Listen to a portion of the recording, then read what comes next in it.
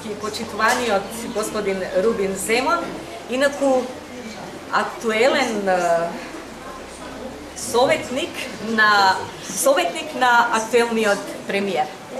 Советник.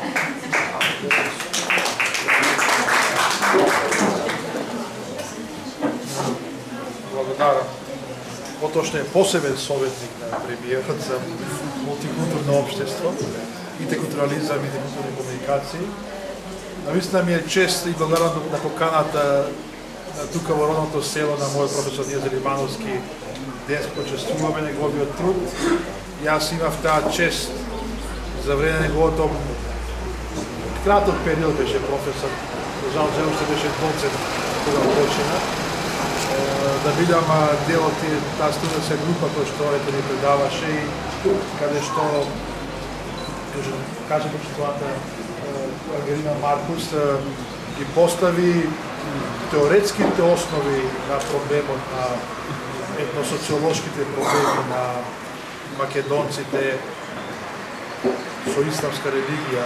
За мене најправиот термин, иако станува збор за македонци, заштите да се постојано тоа потенцира, бидејќи тука сепак можеме да чуеме најархаичниот говор сочуван на македонските дијалекти, иако македонските говори јаден се нешто друго, никој етнолози кажува дека станува збор за најсочуваниот, најархичниот варијанта на македонски јазик, бидејќи најмалку влијанија има од сите, да кажеме, соседни словенски јазици и другите јазици. За жал, сето тоа за што се бореше професор Нија Лимановски, денеска тие проблеми се уште стојат во македонското општество. Мислам дека со новата програма, барем која што не е само нова влада, треба да биде програма на сите влади во иднина, дека ние мора да градиме едно општество, без разлика на потеклото, религиозната определеност на луѓето или било кој идентитет што секој поединец го има, не треба да биде дискриминиран во општеството и се ужива сите права што му следува. За жал, ова население е една од можеби најдискриминираните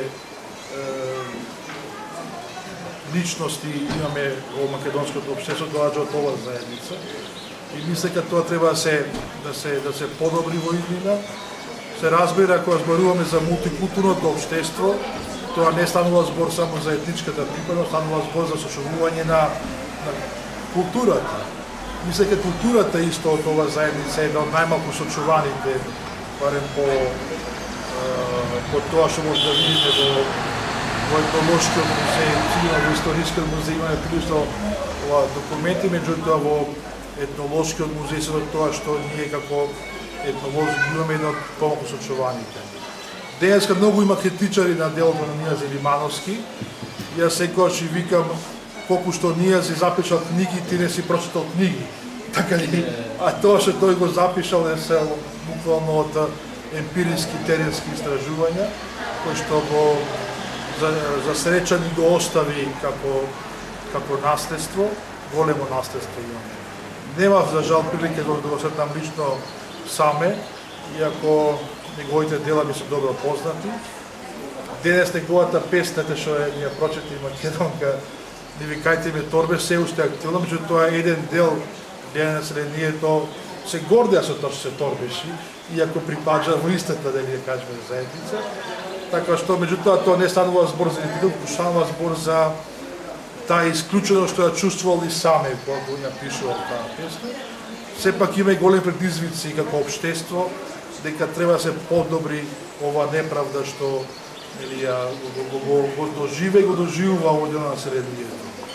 Мислам дека со заедничка борба ќе успееме, без разлика на која власт политичка или не, ова е сепак станува збор за национална стратегија која што треба постојано да биде во функција. Јас се обидувам дека на Македонија фалат повеќе стратегии.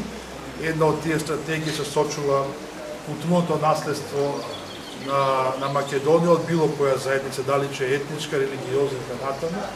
Значи станува збор исклучувано, јасно ќе станува збор за една етно-религиозна, да кажеме, заедница, не мора да е етничка, че е етно-религиозна, која што е дискриминирана и била исклучена и треба се таа историска неправда поправи.